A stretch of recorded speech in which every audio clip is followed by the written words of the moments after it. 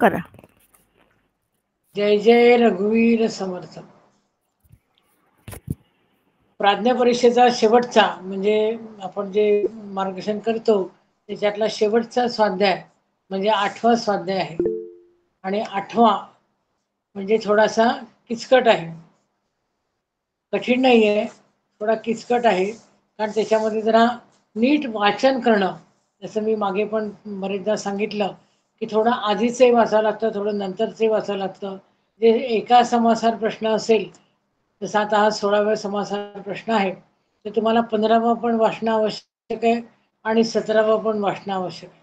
असं केल्याशिवाय तुम्हाला याचं उत्तर जे आहे ते लिहिता येत नाही. कारण समर्थांनी सुरुवातीच्या काळामध्ये हा जुना दासबोध ग्रंथ जो आहे हा लिहिला आहे आणि त्यावेळेला त्यांची बुद्धिमत्ता एकदम उच्च लेवलला गेलेली होती आणि त्याच्यामुळे त्यांचं जे सोप्या भाषेत पण कठीण जे काय निरूपण आहे ते त्यांनी याच्यामध्ये केलेलं आहे.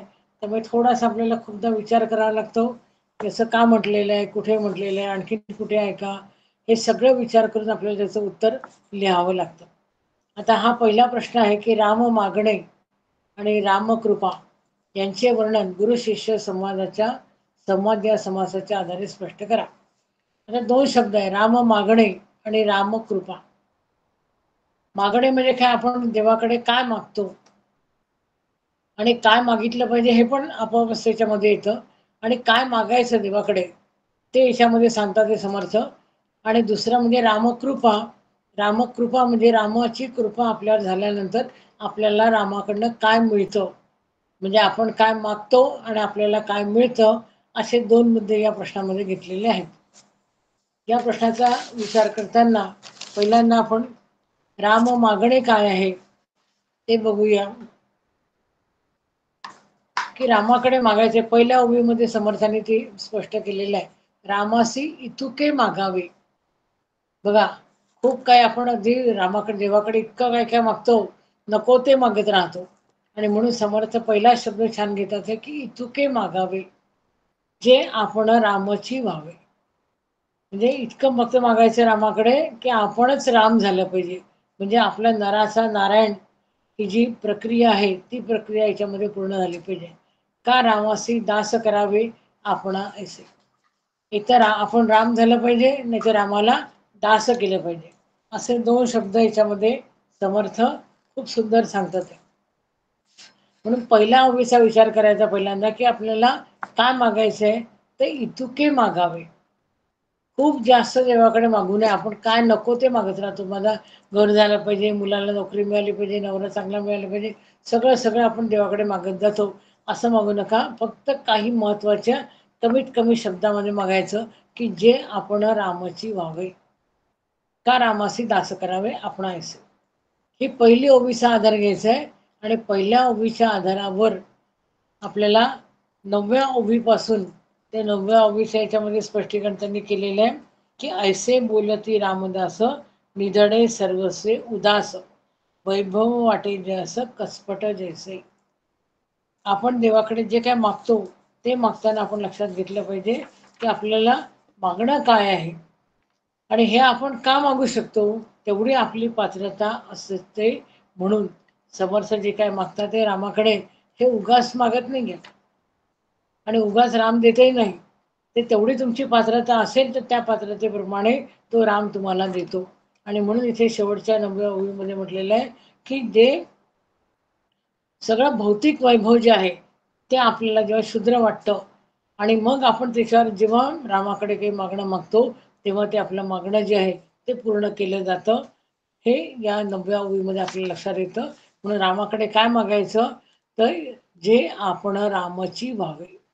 मग या शब्दाचा आपण अर्थ थोडासा लक्षात घ्यायचा की रामाची व्हावे म्हणजे काय, तेवढी आपली पात्रता जी आहे ती आपली पात्रता वाढली पाहिजे. पुढे 13वी ओवी जी आहे त्याच्यामध्ये म्हणतात की रामे आपणासारखे केले दास दासपणा मुकले रामासी गिळून एकची झाले एकपणा ही वेगळे. अद्वैत सांगतात हे समर्थ इथे की रामा आपण काय केलं, रामाकडे काय मागितलंय की मला रामच कर, नाही तर तू दास हो. म्हणजे इथं तू मी हो, नाही तर मग मला तुझ्यासारखं कर. आणि मग असं गिळूनही एकची झाले.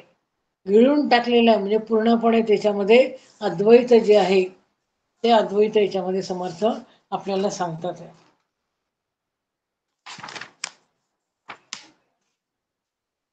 ऐसे 15व्या ओळीमध्ये पण छान सांगितलंय, ऐसे देवा भक्तांचे साधणे, जीव घेणे जीव देणे, पुन्हा मागुते येणे जाणे, न घडे कदा.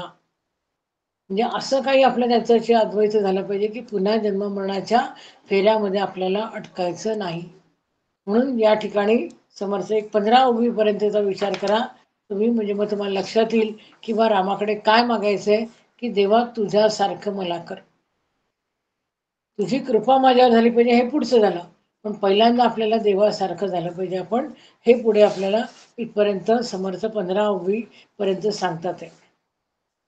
त्यानंतर रामकृपा हा जो आहे की रामाची कृपा झाली की मग काय येतं, तर इथे 15व्या ओळीमध्ये पण आपण आता पाहिलं की पुन्हा मागुते येणे जाणे, न घडे कदा. म्हणजे जन्म मरणाच्या फेऱ्यामध्ये आपण 84 लक्ष योनीमध्ये जेव्हा फिरत राहतो, पुन्हा जन्माला येतो, पुन्हा मरतो, पुन्हा हे होतं. आणि म्हणून समर्थ आपल्याला आत्महत्यारा असं म्हटलेलं आहे. तर ते आत्महत्यारा व्हायचं नाही आपल्याला, आपल्याला जन्म मरणाच्या फेऱ्यातनं निघायचं आहे. आणि हे निघणं कशाने होतं, जेव्हा रामाची कृपा आपल्यावर होते तेव्हा. त्यानंतर मधल्या सगळ्या ज्या ओव्या आहेत त्या ओव्यांचा पण थोडासा आधार घ्यायचा. आणि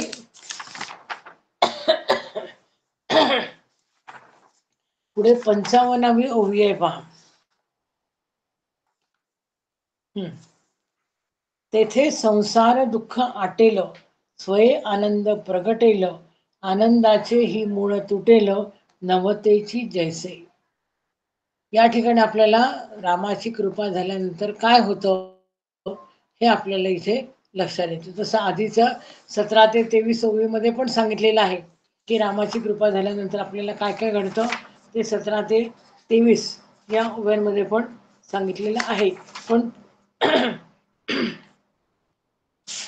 पुढच्या ज्या ओव्या आहेत मी आता जी सांगितली तुम्हाला की 55 वगैरे ज्या ओव्या 55 ते 58 पर्यंत, त्याच्यामध्ये रामकृपेचा अनुभव जो आहे तो आपल्याला कसा येतो ते पण सांगितले.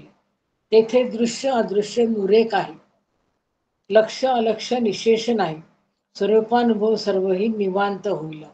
तेथे नवविधा भक्तीचा अंत, देवा भक्तासी एकांत, विश्रांती पावती संत, संत महान भाव जेते. तेथे रामदास रामी राम, सोडीला आपुले नाम, विश्रांतीचे निजधाम होई जे सोय.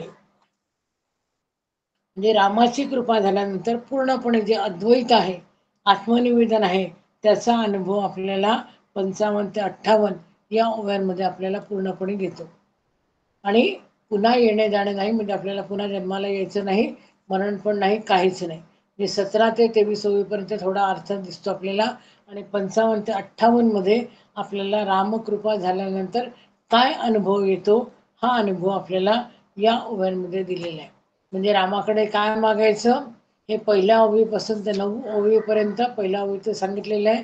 आणि 9 ओवीपर्यंत त्याचं स्पष्टीकरण करायचं. नंतर रामाच्या कृपेचा बद्दल 15वी ओवी महत्वाची आहे. त्यानंतर 17 पासून ते 23 ओवीपर्यंत त्याचं स्पष्टीकरण करायचं. आणि 55 ते 58 या ओव्यांमध्ये 4 ओव्यांच्या आधारे त्याचा अनुभव जो आहे, रामाची कृपा झाल्यानंतर आपल्याला काय अनुभव येतो तो आपल्याला त्याच्यामध्ये लिहायचा आहे. लक्षात आलं? कोणी लिहिलेला आहे का हा प्रश्न? याच्यात काही अडचण आली आहे का कोणाला? लिहिला असेल आणि जर काही वेगळं लिहिलं गेलं असेल तर विचारा.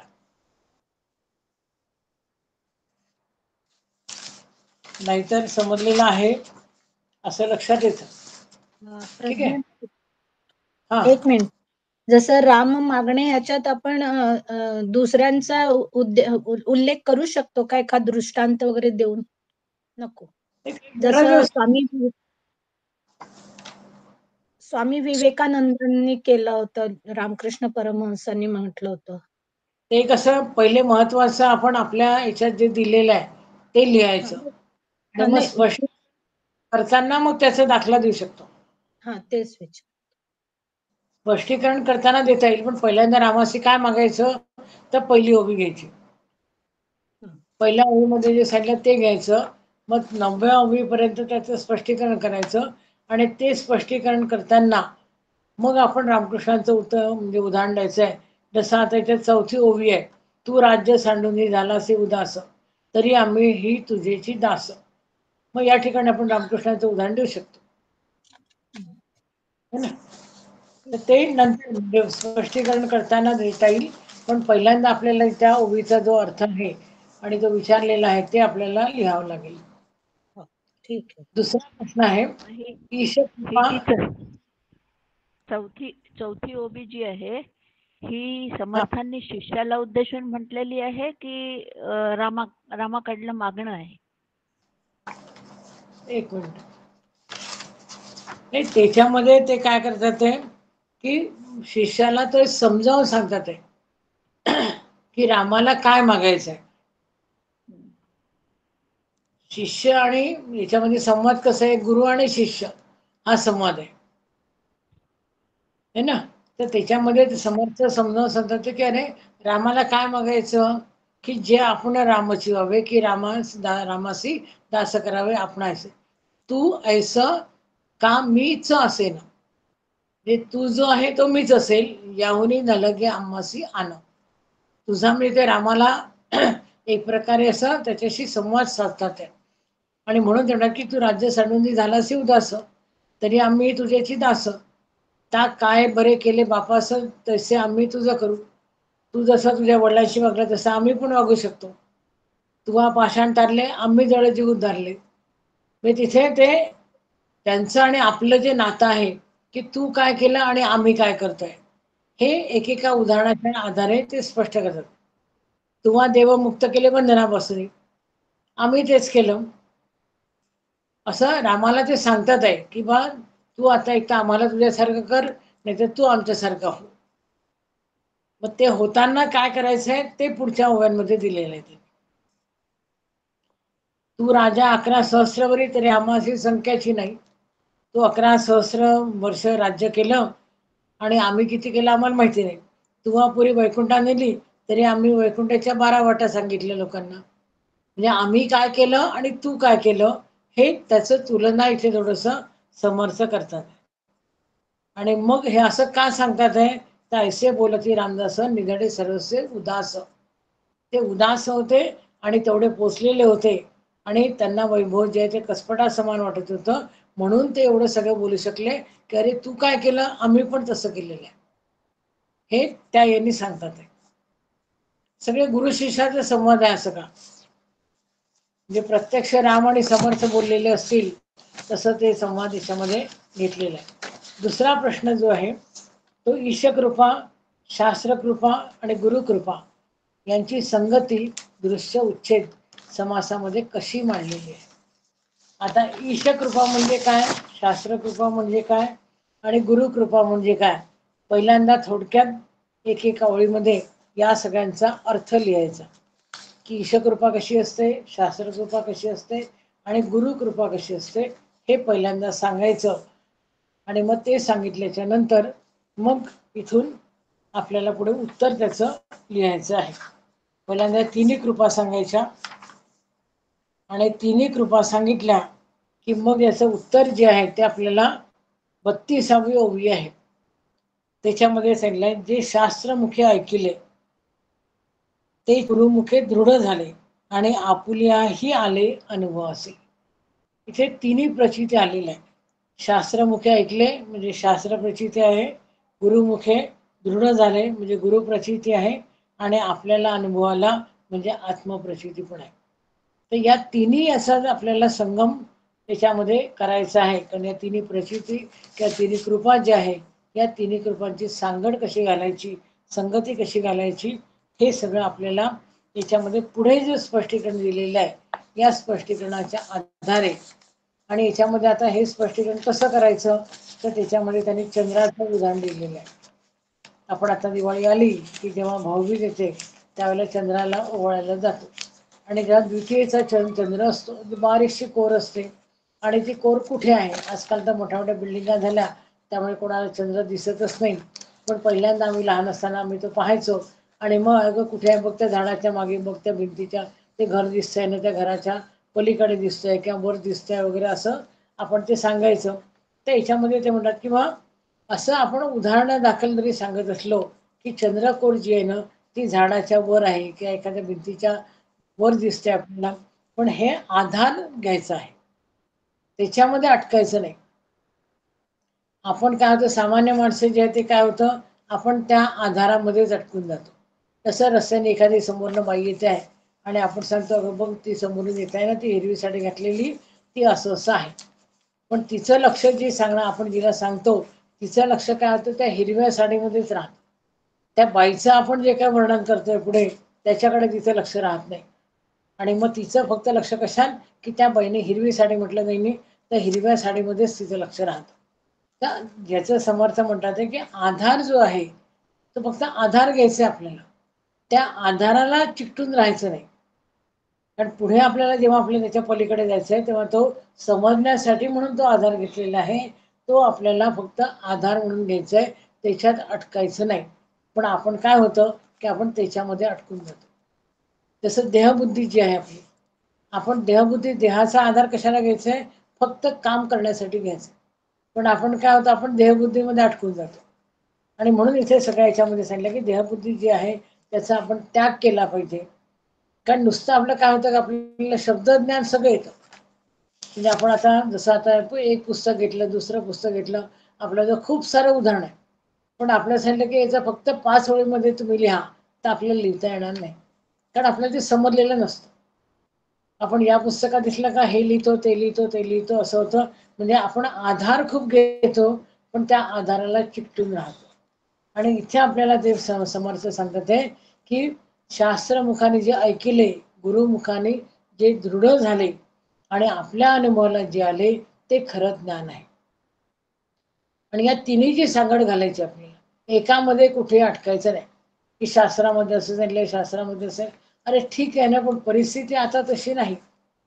आताच एक थोड्या वेळापूर्वी घडलेलं उदाहरण सांगते. आता नवरात्र येत आहे आणि नवरात्रामध्ये आपण कुमारिकेला जेवू घालतो. आमची छोटी नात आहे. आता काय झालं की एकदा आपण किती जरी पुढे गेलो असलो तरी पुन्हा पुढे जरी आपण जाती जे आहे त्या जातीमध्ये आपण अटकून जातो. म्हणजे आता सांगितलं की आधारामध्ये अटकतो. मग कुठल्याही मुलीला बोलवलं जातं का नाही, मग कुठली तरी ब्राह्मणाची मुलगी पाहिजे. मग आता ब्राह्मणाच्या मुली कमी, आधीच मुलींची संख्या कमी, आणि मग त्याच्यामध्ये त्या मुलांची शाळा, त्या शाळेच्या वेळा वेगळ्या, त्याच्यामध्ये त्यांना कुमारिका म्हणून बोलवायचं आणि मग सगळी मारामार होतो.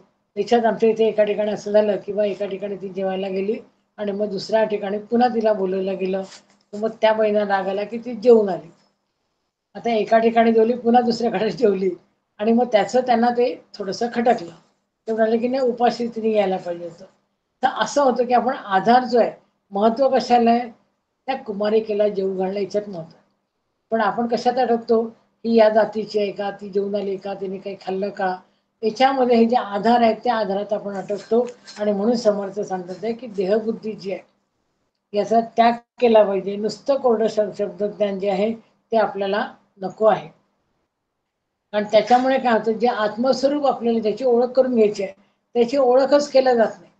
तो चंद्र तिथे मावळून पण जातो पण आपल्याला तोपर्यंत दिसत नाही, कारण आपण भलतीकडेच पाहत राहतो. तर असं करू नये म्हणून त्याने म्हटलं किंवा आत्मस्वरूपाचं दर्शन करायचं असेल तर आपल्याला आत्मप्रचिती जी आहे ती आपल्याला आली पाहिजे. आणि म्हणून गुरूंनी सांगितलेलं जे स्वरूप आहे ते आपण समजून घेतलं पाहिजे, त्याच्यावर श्रद्धा ठेवली पाहिजे गुरुच्या याच्यावर, आणि गुरु जे सांगेल त्याप्रमाणे जेव्हा आपण वागू तेव्हा कुठे आपल्याला ती प्रचिती येते.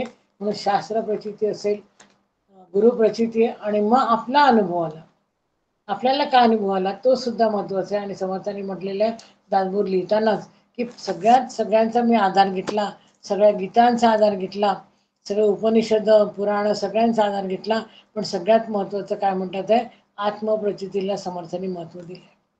आधी केले मग सांगितले, पहिल्यांदा त्यांनी आत्मप्रचितीला महत्त्व दिलंय. म्हणून इथे पण आपल्याला तेच दिसून येतं की सगळं तुम्ही ऐका पण आपल्याला काय पटतंय मनाला त्याप्रमाणे आपण वागलं पाहिजे. आणि म्हणून या प्रश्नाचं उत्तर आपल्याला या पद्धतीने लिहायचं आहे की शास्त्र मुखे ऐकले विचार पुढे छान उदाहरण वगैरे सगळं दिलेलं आहे. काशीचं पण उदाहरण खूप सुंदर आहे की काशीला जायला निघतो तो आणि एका गावातले लोक म्हणतात किंवा कोणती काशी हीच काशी आहे म्हणते असं. आमचं गाव जे आहे तीच काशी आहे. आणि मग त्याला असं वाटतं की चला एवढं लांब कशाला जायचं, हीच काशी आहे ना, मग आपण इथेच राहू.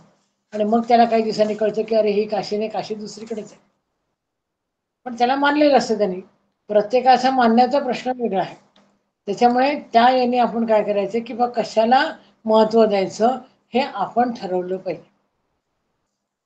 कारण महत्व देऊन म्हणजे आपल्याला काय प्रचिती आली, आपल्याला काय अनुभव आला, त्याचा आपण विचार केला पाहिजे आणि त्या विचाराच्या आधारे आपण वागलं पाहिजे.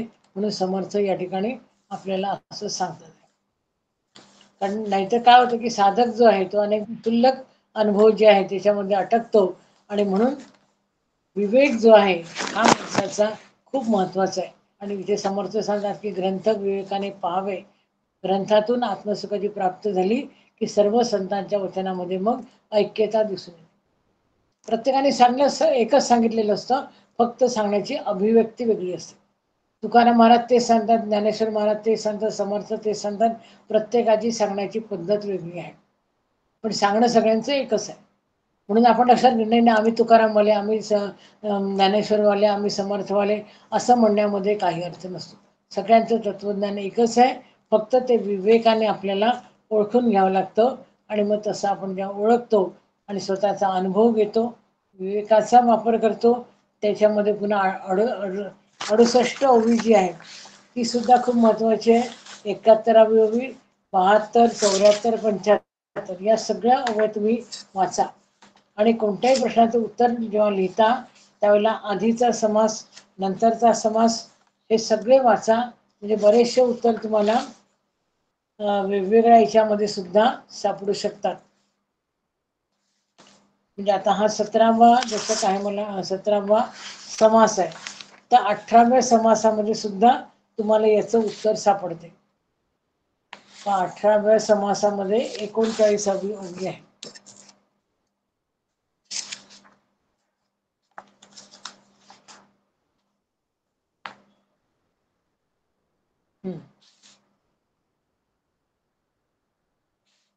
त्याच्यामध्ये पण त्यांनी काय सांगितले, म्हणून हे काहीच नसता प्रपंच सांडून उदास होता, मग या साधकाची चिंता ईश्वराशी आहे. म्हणजे आपण जे काय करतो त्याची चिंता ईश्वराला पण असते. किंवा दुसरं पण दासबोधामध्ये समर्थांनी पण सांगितलेलं आहे किंवा आपण साधूला जेव्हा नमस्कार करतो तेव्हा आपली चिंता त्याला लागते. म्हणजे आपणच काम केलं पाहिजे असं नाही, तर आपली चिंता बाकीचे पण करणारे असतात.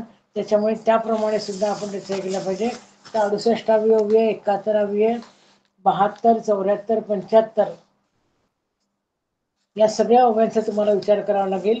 आणि समास 18 मध्ये 39वी ओवी, 41, 42, 45 आणि 46 या सगळ्या ओव्या, कारण आपण विचारता एवढ्या सगळ्या ओव्यांचा विचार करू शकत नाही, पण याच्यात जर तुम्ही केला की आपल्याला कसं वागायचं आहे, कसं करायचं आहे हे सगळं या याच्यामध्ये तुम्हाला दिसेल.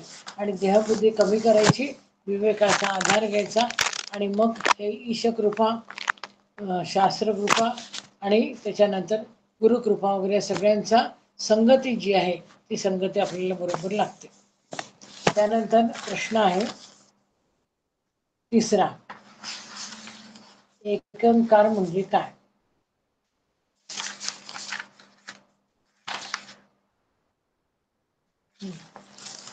अठरावा दशक, 18वा समास आहे. त्या 18व्या समासामध्ये 7, 8 आणि 9 या ओवींमध्ये एकंकार हा शब्द आलेला आहे आणि त्याच्या आधारे आपल्याला स्पष्टीकरण करायचं. आता एकंकार याचा अर्थ असा, याच्यामध्ये पुन्हा 2 प्रश्न विचारलेले आहे की एकंकाराचा अर्थ कोणता आहे ते सांगा आणि त्यासाठी कोणता विवेक करायचा ते पण सांगा. असे 2 प्रश्न आपल्याला याच्यामध्ये विचारलेले आहेत. त्यामुळे दोन्ही याचं उत्तर आपल्याला व्यवस्थित बरोबर प्रमाणामध्ये लिहायचं आहे. एकंकार याचा अर्थ पुन्हा इथे दिसतो आपल्याला अद्वैत आहे. आत्मनिवेदन म्हणा किंवा अद्वैत, ऐसे स्वरूप पाहू जावे, पाहू जाता आपणची व्हावे. म्हणजे तो आणि मी हे वेगळे पण नाही, अद्वैत आहे. तेथे कोणासी कोणे म्हणावे एकंकार म्हणून. स्पष्टपणे सरळ सरळ सरळ समर्थ सांगतात की कसं आहे की आपण दोघंही एकच झालेले आहोत. जैसे काही स्वरूप नाव तैसा एकंकार शब्दाचा भाव, परी हे अवघेची बोलण्याची वाव पायरिया सगट. उगाच फापट पसरा बोलण्याची गरज नाही म्हणतात आहे. सरळ सरळ लक्षात घ्यायचं की जीव आणि शिव हे दोघेही एकच आहे, अभेद आहे, अद्वैत आहे, एकत्व आहे. हे सगळं आपल्याला याच्यामध्ये दिलेलं आहे. आणि सगळ्या विश्वाचा लय झाला की शेवटी कोण राहतं, तर फक्त एकच परब्रह्म राहतं. आणि म्हणून एकच जे आहे ते सत्य आहे. आणि म्हणून समर्थाने सुद्धा 11ला महत्व दिलंय.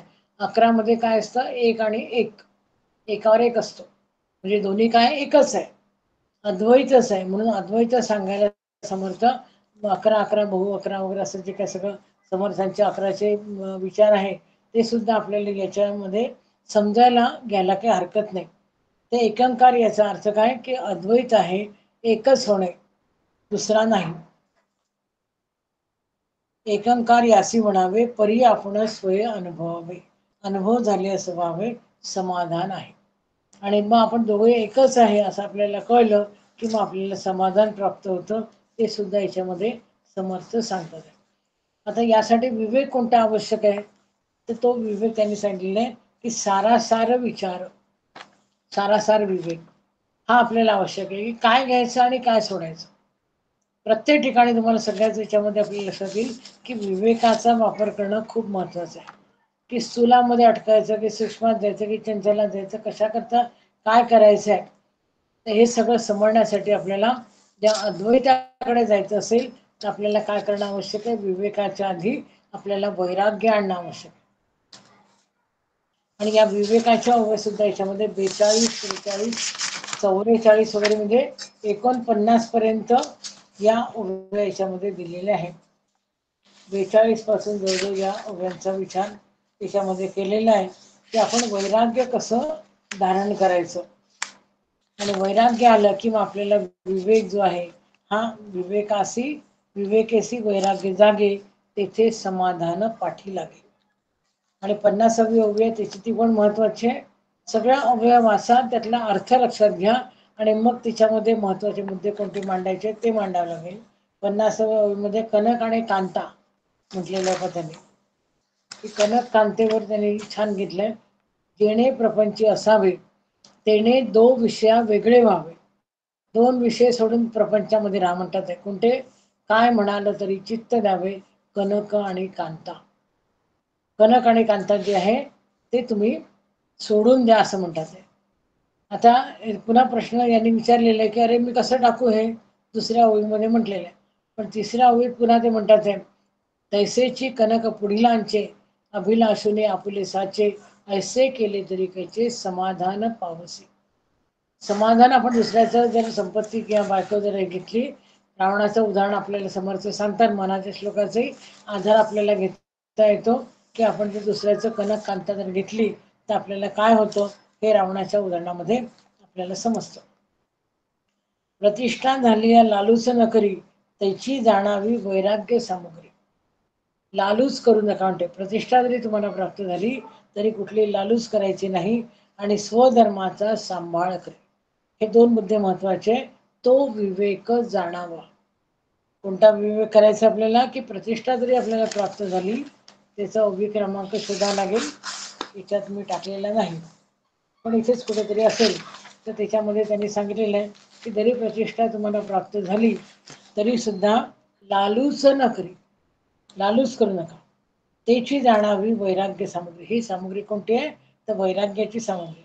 आणि स्वधर्माचा सांभाळ करी, तो विवेक जाणावा. तो म्हटलेला आहे. आपल्याला विवेक कोणता करायचा आहे तेच विचारलेलं आहे.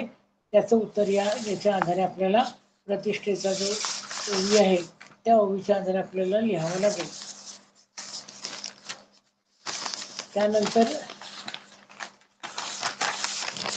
प्रश्न चौथा. प्रज्ञाताई याच्या ओव्या एकदा सुरुवातीपासूनच सांगा या प्रश्नाच्या. ऐकू नाही आलं मध्ये. बरोबर. एकंकाराच्या ज्या ओव्या आहेत पहिल्यांदा ते 7, 8 आणि 9 या ओव्यांमध्ये एकंकाराची माहिती दिलेली आहे. आणि त्यानंतर आपल्याला मनाचे श्लोक सुद्धा थोडे बघता येईल. आणि नंतर 42, 43, 44, 49 पर्यंत ओव्या बघायच्या. आणि 50वी ओवी सुद्धा महत्वाची आहे. आणि प्रतिष्ठा झाली या लालूच न करी, ही ओवी सुद्धा महत्वाची आहे. त्याच्यामध्ये कसा विवेक करायचा त्याची जाणावी वैराग्य सामुग्री आणि सधर्माचा सांभाळ करी तो विवेक जाणावा. म्हणजे विवेक कसा करायचा की लालूच न करणारा आणि स्वधर्माचं पालन करणारा असा जो विवेक आहे तो विवेक आपल्याला करायचा आहे. म्हणजे कोणता विवेक करावा असा प्रश्न विचारलेला आहे. एकंकार म्हणजे काय आणि यासाठी कोणता विवेक करावा, तर कोणता विवेक करायचा, तर हा जो प्रतिष्ठा ही जी ओवी आहे त्याचा विवेक आपल्याला सांगावा लागेल. आणि पुढचा प्रश्न आहे सत्संग महिमा या समासात संत संगती आणि सत्पुरुषाची शरणागती याचे वर्णन कसे केलेले आहे. पुन्हा याच्यामध्ये दोन प्रश्न आपल्याला विचारलेले आहेत. एक म्हणजे संत संगती आणि दुसरं म्हणजे शरणागती. या दोन्ही याचं उत्तर आपल्याला पुन्हा दोन भागामध्ये लिहावं लागेल. म्हणजे दोन्ही याला समान तुम्हाला महत्त्व द्यावं लागेल. की असं नाही की सत्संगती लिहिली आणि शरणागती लिहिली नाही असं करू नका. दोन्ही पण आपल्याला लिहायचं आहे. याच्या ओव्या सांगते महत्त्वाच्या 2, 3, 4, 6, 8, 24, 25 या सगळ्या ओव्या ज्या आहेत याच्यामध्ये संत संगतीचा महिमा सांगितलेला आहे. त्यानंतर 26 पासून मग पुढे ज्या ओव्या आहेत त्याच्यामध्ये शरणागती सांगितलेली आहे. म्हणजे पहिल्यांदा संत संगती सांगितलेली आहे आणि मग 26 पासून 26 पासून तर जवळजवळ 35 पर्यंत 32, 33, 34, 35 ज्या पण ओव्या मध्ये एखाद दुसरी ओवी कमी जास्त असेल, पण या सगळ्या ओव्यांचा विचार करा की शरणागती काय आहे आणि संत संगती काय आहे. या सगळ्याचं स्पष्टीकरण या ओव्यांच्या आधारे दिलेलं आहे. की संतांच्या संगतीमध्ये आपण जेव्हा जातो त्यावेळेला दुर्वासना ज्या आहेत त्या आपल्या मनातल्या ज्या वासना आहेत त्या हळू दूर होतात आणि सद्वासना जागृत होतात. बद्धाचे मुमुक्ष, मुमुक्षुचे साधक, साधकाचे सिद्ध तयार होतात. अशी ही लाभ देणारी संत संगती आहे. बद्ध मुमुक्षु हे देखील संगतीने संतच होतात. हा एक अत्यंत महत्वाचा संगत गुण आहे. परीस लोखंडाला सोने करतो पण आपल्याला सोने करण्याचा गुण लोखंडाला देत नाही. पण सत्संग हा तसा नाही. सत्संगामध्ये कोणत्याही स्तराचा प्राणी आला तरी त्यात भेदभाव न ठेवता संत त्या बुद्धाला भवसागरातून तारून नेतात. तर या सगळ्या संत संगतीसाठी पहिल्या जवळजवळ 2, 4, 6, 8 याचा ओव्या घ्यायच्या आहे आणि 11 ते 26 या याच्यामध्ये सत्संगाचे लाभ सांगितलेले आहे. 11 ते 26 या ओव्यांच्या याच्यामध्ये सत्संगाचे जे लाभ आहेत की आपण सत्संग केला तर काय काय होतं ते याच्यामध्ये सांगितलेलं आहे. ते प्रत्येक ओवी वाचायची, त्यातले पहिल्यांदा मुद्दे काढून घ्या सगळे. त्याचं तुम्हाला की इतक्या ओव्यांचं कसं काय लिहायचं आम्ही तर खूप मोठं उत्तर होईल, पण असं नाही करायचं. पहिल्यांदा ओव्या वाचा, त्याच्यातले महत्त्वाचे मुद्दे कोणते आहेत ते काढा आणि मग त्या ओव्यांच्या त्या मुद्द्यांच्या आधारे मग उत्तर लिहा. आता जसं पहिली ओवी जी आहे तर त्या पहिल्या ओवीमध्ये सांगितलं आहे की ते संतची होती सोय. म्हणजे जो कोणी संतांच्या संगतीमध्ये जातो तो संतच होतो. दुसरा एक सत्संगतीचा मुद्दा सांगितलेला आहे की ते गुण लागती स्वभावे. संतांच्या संगतीमध्ये गेलं तर संतांचे जे गुण आहेत ते आपल्यामध्ये येतात. तिसरा मुद्दा सांगितलेला आहे मी, जो काही मुद्दे काढले मी, तैसेची गुण अंगी बाणते.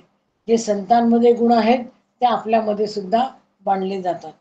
चौथा मुद्दा आपल्याला सांगता येतो की संत संगती जो लागला तो वेगळेपणे पुरेना, म्हणजे तो वेगळा राहिला असेल तो संतच झाला. एक पाचवा मुद्दा काढला आहे की होती जैसे ते कांचन लोहोच होय. म्हणजे कांचन जरी असेल तरी ते लोहोच म्हणजे सोनं होतील, लोह राहणार नाही असा जो मुद्दा आहे त्याचा. असे काही मुद्दे पहिल्यांदा काढायचे आणि मग त्या मुद्द्यांचा आधार घेऊन मग संत संगतीचं वर्णन त्यांनी कसं केलेलं आहे असं विचारलेलं आहे. तर पहिल्यांदा संत संगती म्हणजे काय, संतांच्या संगतीमध्ये गेलं की काय काय लाभ होतात हे सगळे आपल्याला त्याच्यामध्ये मुद्द्यांच्या आधारे लिहायचे. आणि पुढचा जो त्याच प्रश्नातला भाग आहे तो म्हणजे शरणागती. या शरणागतीमध्ये जवळजवळ 32, 33, 34, 35 या 4 ओव्या याच्यामध्ये महत्वाच्या आहे. तसं आता याच्यामध्ये एक उदाहरण दाखल सांगते की म्हणून आधीच विचारावे, युक्त अयुक्त शोधूनही पाहावे, आपणासी न कळे तरी पुसावे, संत सज्जनासी. तर आता तुम्ही म्हणाला याच्या शरणागती आली कुठे, तर अर्थ लक्षात घ्या, म्हणजे तुम्हाला लक्षात येईल की आपल्याला युक्त अयुक्त शोधून पाहायचं आहे. चांगलं काय आहे, वाईट काय आहे ते आपल्याला शोधायचं आहे. मग आपण काय केलं पाहिजे, संत सज्जन जे आहे त्यांना विचारलं पाहिजे. हे विचारण्यासाठी आपल्याला कमीपणा घ्यावा लागतो. आता आजकाल असं होतं लोकांना की विचारणं नको असतं. आम्ही कशा, आम्हाला येतं सगळं, आम्ही विचारणार नाही. पण आपल्याला विचारावं लागतं, म्हणजे शरणागती आपल्याला पत्करावी लागते. विचारे, पुढच्या ओळीमध्ये त्यांनी सांगितलंय, विचारे विण कार्य काही, प्रपंची तेही चालत नाही. प्रपंचामध्ये सुद्धा आपल्याला एकमेकांना विचारावं लागतं की कसं करू, काय करू. हे सगळ्या गोष्टी ज्या आहेत या महत्वाच्या, म्हणजे कुठेतरी तुम्हाला कमीपणा घ्यावा लागतो. मा परमार्थी तरी सर्वही विचारलेच पाहिजे. प्रपंचात तर विचारावंच लागतं. आताच गणपती झालाय, महालक्ष्मी झाला, सगळ्यांना अनुभव आहे. आपण एकमेकांना विचारतो, अगं पुरण कितीचं टाकू, वड्याची डाळ किती घेऊ, आपण एकमेकांना विचारतो ना. त्यात कमीपणा आहे का, काहीच कमीपणा नाही. पण विचारणं, मग आपण नाही विचारायचं तर मग काय होतं. काल आम्ही एकाकडे जेवायला गेलो, जिथे 200 लोक येणार, चुकून त्या आचार्याला 350चा आकडा सांगितला आणि 350 लोकांचा स्वयंपाक त्यांनी केला. आणि मग एवढं अन्न उरलं की गावभर वाटत नसलं. मग असंही होतं. मग शरणागती पत्करायची नाही तुम्हाला. आणि म्हणून इथे 34व्या ओळीमध्ये म्हटलंय, मानले तरी अनन्य भावे, सत्पुरुषाशी शरण जावे. शरणागती पत्करावीच लागते तुम्हाला. 35वी ओवी जी आहे त्याच्यामध्ये सुद्धा पुन्हा सांगितलंय की जे स्वामीने सांगितले ते पाहिजे ऐकले.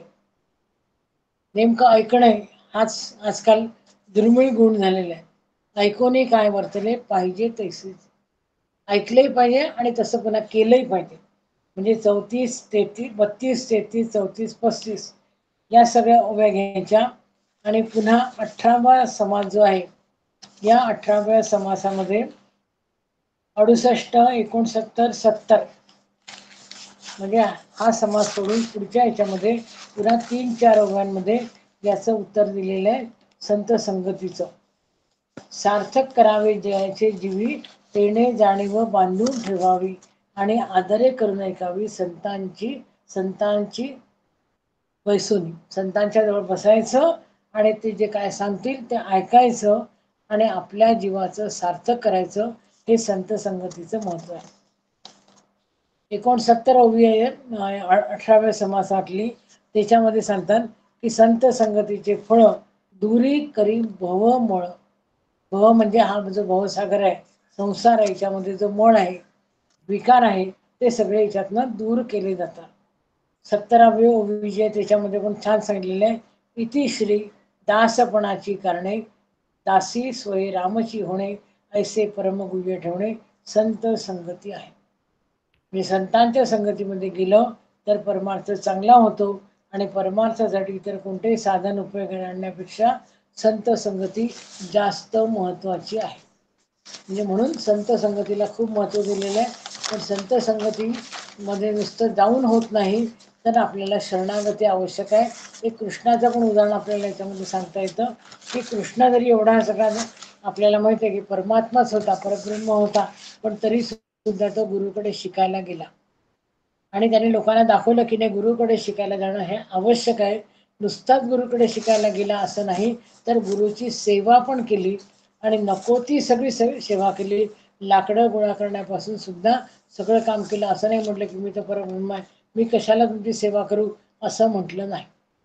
म्हणून इथे आपल्याला दिसतं की संतांच्या संगतीत येतं, पण शरणागती ही सगळ्यात महत्वाची आहे. शरणागती असेल तरच तुम्हाला संत संगतीचा फायदा मिळतो. नाहीतर मग करंटा, त्याला म्हणतो समर्थांनी म्हटलेल्या करंटा, तसे करंटे आपण राहतो. आणि म्हणून शरणागतीला महत्व आहे. शरणागती चांगली असेल तर तुम्हाला संत संगतीचा फायदा जो आहे तो फायदा मिळतो. त्यानंतर 5वा प्रश्न आहे, शुद्ध ज्ञानावर अहंकाराचा कोणता परिणाम होतो? 20वा समास आहे. तर 20व्या समासामध्ये या प्रश्नाचं उत्तर जे आहे ते तुम्हाला सापडेल. आता शुद्ध ज्ञान जे आहे, आपले शुद्ध ज्ञान म्हणजे विमळ ज्ञान आपल्याला मिळवायचं आहे, पण सगळ्यात महत्वाचा अडथळा जो येतो तो आहे अहंकाराचा. अहंकाराच्या पायी मनुष्य जो आहे तो बर्बाद होतो आणि नको ते करायला लागतो. काय काय करतो तो? विषयासक्ती वाढते त्याची अहंकाराला, की असत कर्म करतो, देहाचा अभिमान वाढतो, कुळाचा अभिमान वाढतो आणि सगळे अभिमान वाढायला लागले. याचं वर्णन सुद्धा याच्यामध्ये छान केलेलं आहे. 3ऱ्या अवयवामध्ये पण त्यांनी म्हटलेलं आहे. त्याच्यानंतर परमेश्वराचे विस्मरण होतं, भ्रम निर्माण होतो, स्वहित कळत नाही. 13वी आणि 27वी ओवी आहे, त्याच्यामध्ये सांगतात आहे शुद्ध क्रिया होत नाही. 28व्या ओवीमध्ये सांगतात आहे की धर्माचे पालन होत नाही. 33व्या ओवीमध्ये सांगतात आहे की आयुष्याचा घात होतो. 33, 34, 35 या सगळ्या ओव्यांमध्ये याचं स्पष्टीकरण केलं आहे की अहंकार झाल्यामुळे काय काय होतं. म्हणजे सगळ्या गोष्टी आल्या, म्हणजे देहबुद्धी किंवा अभिमान आला, देहाचा अभिमान येतो आपल्याला की मी सगळ्यामध्ये मोठा आहे. पुढे अभिमान येतो की जित्या मेल्याचा पण अभिमान येतो की आमच्या पूर्वज असे होते, आमचं असं केलं होतं, त्यांनी तसं केलं होतं, असं आपण आता तुम्ही काय करताय ते सांगत नाही. हा कुळाभिमान जो आहे तो सुद्धा शुद्ध ज्ञानावर आपल्याला परिणाम करणारा दिसतो. 52वी ओवी आहे की जे स्थळी अभिमानाला अभिमान जागे, जन्म मृत्यू पाठी लागे, शब्द ज्ञाने ते सगळं वाया जातं. म्हणून ती पण ओवी महत्वाची आहे. कोणती? 52 नंबरची. 54 नंबरच्या ओवीमध्ये सुद्धा लिहिलंय की ऐसे हे नाना अडथळे तेणे शुद्ध ज्ञान मावळे. हे सगळ्या ज्या गोष्टी आहेत, मी तुम्ही पूर्ण समास वाचा, मी तुम्हाला तेच सांगते पुन्हा पुन्हा की सगळा समास वाचा, त्यातले मुद्दे पहिल्यांदा काढून घ्या आणि मग तुम्हाला एवढे सापडेल की आता मी जरा एवढे शोधले तर मला इतक्या ओव्या सापडल्या, तुम्हाला अजून जास्त ओव्या सापडतील आणि त्या सगळ्यांच्या आधारे मुद्दे लिहून घ्या आणि मग त्या मुद्द्यांच्या आधारे एकेका ओळी जरी स्पष्टीकरण केलं तरी जास्तीत जास्त मुद्दे तुम्ही याच्यामध्ये मांडू शकता. जेवढे तुम्ही जास्त मांडाल तेवढं तुम्हाला समीक्षक जो आहे किंवा आता विद्यापीठाकडे जर पेपर गेले तर त्यांनाही लक्षात येईल की अरे यांनी भरपूर वाचन केलेलं आहे, की आधीचे समास पाहिलेले आहे, नंतरचे समास पाहिलेले आहे आणि त्याच्यामध्ये त्याच्या आधारे यांनी भरपूर मुद्द्यांचं विवरण या ठिकाणी केलेलं आहे. तर असं तुम्हाला देहाभिमान, कुळाभिमान आणि देहबुद्धी याच्या हे सगळे जे अडथळे आहे हे सगळे अहंकाराच्या आधारे येतात. कारण अहंकार म्हणजे मीपणा जो आहे हा मीपणा गेल्याशिवाय काहीच येत नाही. जसं एक कुठेतरी आता वाक्यामध्ये वाचलं की ते म्हणतात की अरे मला देवाचं दर्शन पाहिजे, ते म्हणते मी मेल्यानंतर तुला दर्शन होईल. मग मी मेल्यानंतर म्हणजे काय? तर मी मेल्यानंतर म्हणजे ते शरीर मेल्यानंतर नाही, तर तुझा मी जो आहे तो मेला की मग तुला देवाचं दर्शन होईल, म्हणजे शुद्ध ज्ञान तुला कळेल, असं ते त्याच्यामध्ये त्यांनी सांगितलेलं होतं. तर असं आपल्याला 5व्या प्रश्नाचं उत्तर लिहिता येईल. त्याच्यानंतर आहे 6वा प्रश्न आहे की रामप्राप्ती झाल्यानंतरचे जीवन कसे असते ते समर्थ सांगतात. तर रामाची प्राप्ती झाली म्हणजे काय झालं? आपल्याला शुद्ध ज्ञान मिळालेलं आहे आणि शुद्ध ज्ञान जेव्हा आपल्याला प्राप्त होतं त्याच्यानंतर आपलं जे जीवन आहे ते जीवन कसं होतं हा 21वा समास जो आहे त्याच्यामध्ये सांगितलेलं आहे.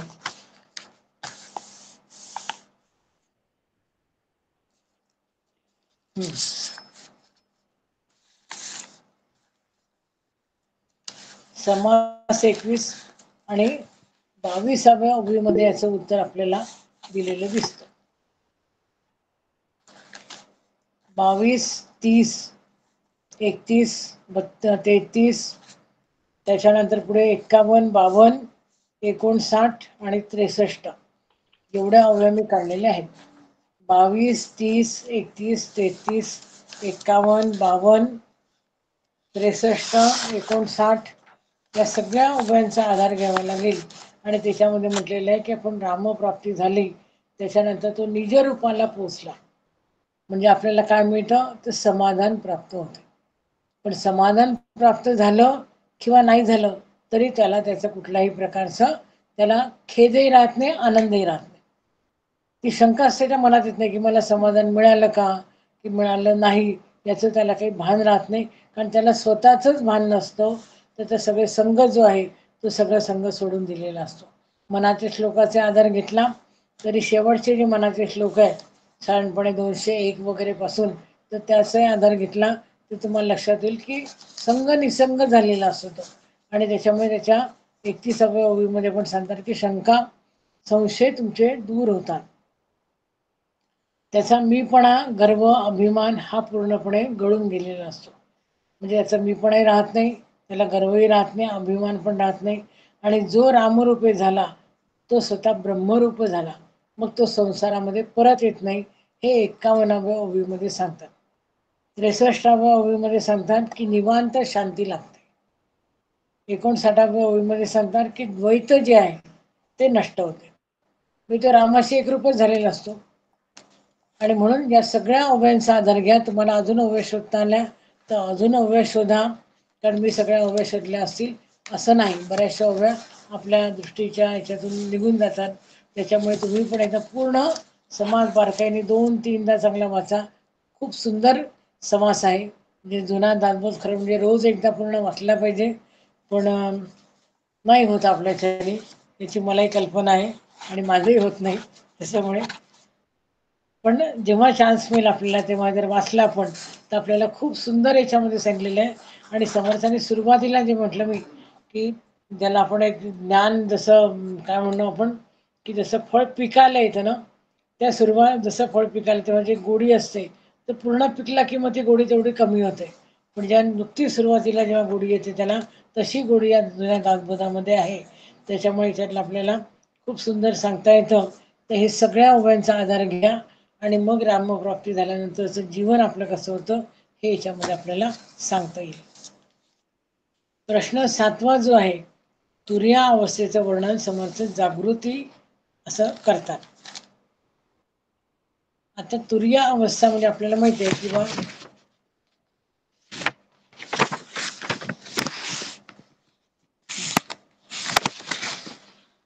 आणि याच्यात त्यांनी सांगितलंय की 59 ते 63 या ओव्यांमध्ये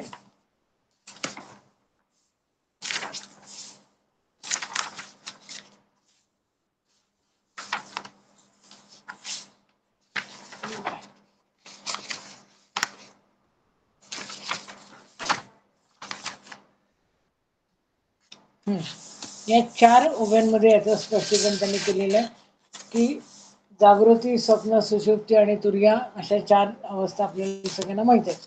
आपण दासबोधामध्ये पण याचा विचार केलेला आहे. पण याच्यात काय म्हटलं की तुर्या अवस्था जी आहे त्याच्यामध्ये तुम्ही जागृती असं त्याला म्हटलेलं आहे त्यांनी. याचं वर्णन करताना समर्थ म्हणतात आहे की जागृती अवस्था म्हणजे काय, जागृती असं का म्हटलं समर्थाने ते आपल्याला याच्यामध्ये सांगायचं आहे. आता 59वी जी ओवी आहे ती जर आपण वाचली की अद्वैत निरूपण होता निमाली द्वैताची वार्ता, ज्ञानचर्चा बोलू जाता जागृती आली. आता याचा अर्थ लक्षात घ्यायचा की अद्वैत निरूपण होत आहे. अद्वैत निरूपण होत आहे म्हणजे काय की आपण अद्वैतामध्ये जातो आहे, तो आणि मी वेगळा नाही. निमाली द्वैताची वार्ता, मी द्वैत जे आहे ते नष्ट झालेलं आहे आणि आपण अद्वैतामध्ये गेलेलं आहे. आणि जेव्हा ज्ञानचर्चा चालते तेव्हा अज्ञान दूर होतं आणि अज्ञान दूर झालं की मग आपल्याला ज्ञान म्हणजे काय तर जागृती येते.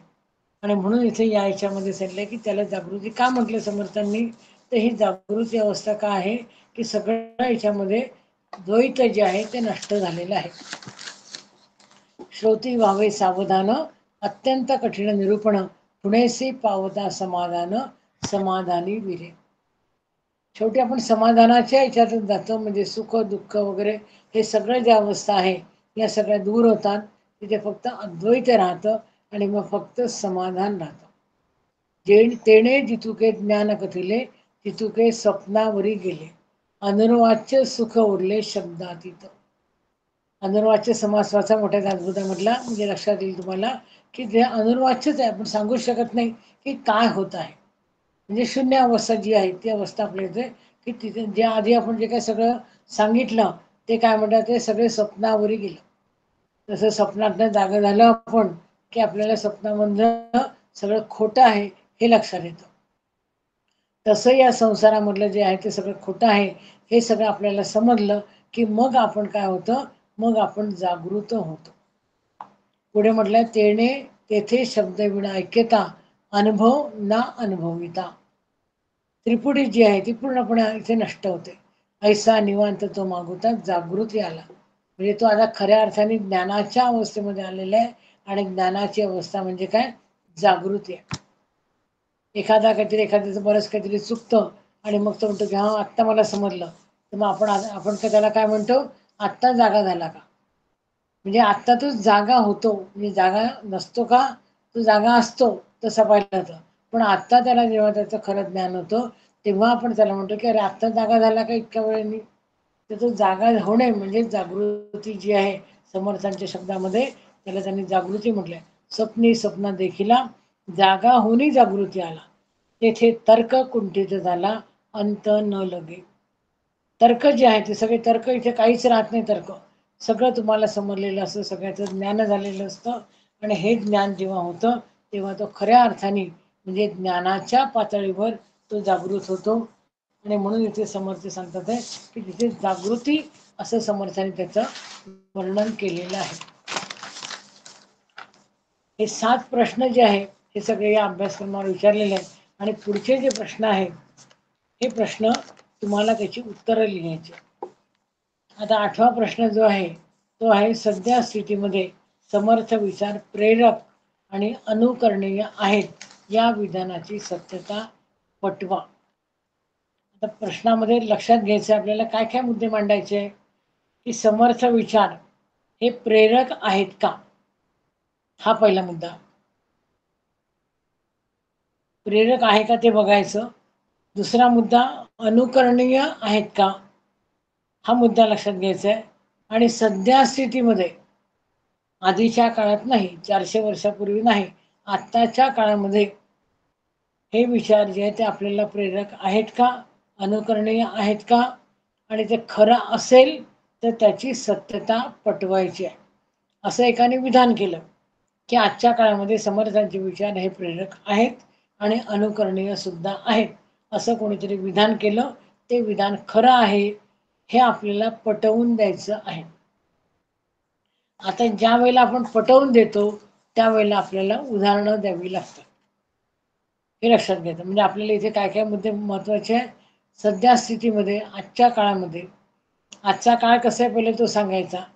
आजच्या काळामध्ये समर्थांचे प्रेरक, प्रेरक म्हणजे काय, प्रेरणा देणारे आहेत का.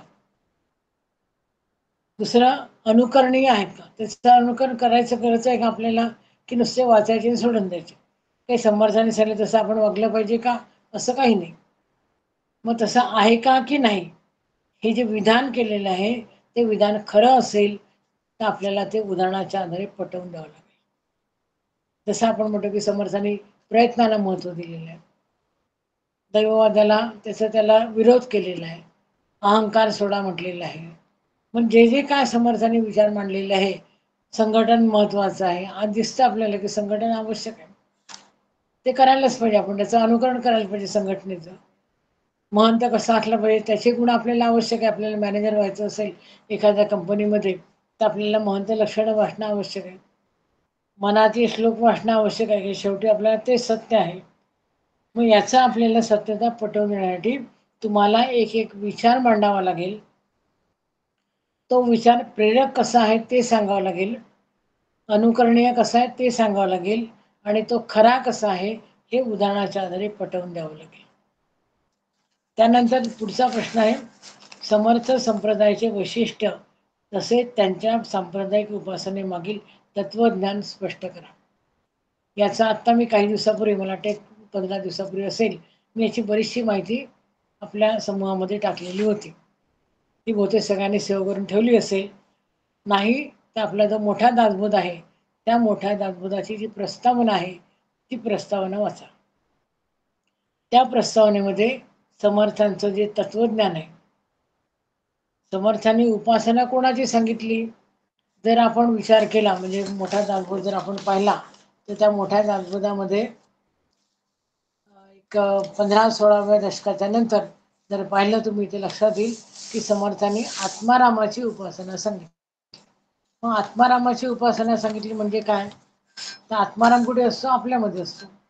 मग समर्थ काय म्हणतात की पहिल्यांदा आपल्यामधला भगवंत ओळखा, आपल्यामधला भगवंत ओळखला, तो जाणून घेतला की मग आपल्याला दुसऱ्यामध्ये पण भगवंत आहे हे आपल्याला लक्षात येईल. जर आपल्यामधलाच भगवंत आपल्याला समजला नाही तर दुसऱ्यामधला भगवंत आपल्याला समजणार नाही. ही उपासना समर्थांनी आत्मारामाची उपासना सांगितलेली आहे. आणि त्यांचं तत्वज्ञान जे आहे ते कोणतं आहे की प्रत्येकाच्या हृदयामधला भगवंत पहा, सगळ्यांच्या याच्यामध्ये भगवंत नसतो. समर्थ तेही सांगतात, ते पण आपल्याला लिहिणं गरजेचं आहे की कसामध्ये भगवंत आहे का नाही त्याला मारणं हे आपलं कर्तव्य आहे.